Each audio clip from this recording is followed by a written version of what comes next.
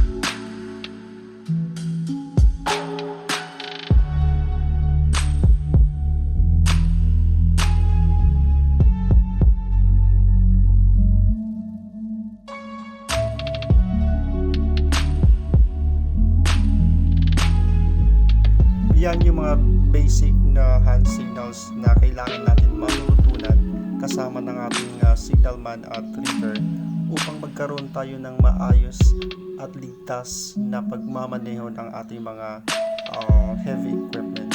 Mahalaga ito para magkaroon tayo ng isang mabungang hanap buhay.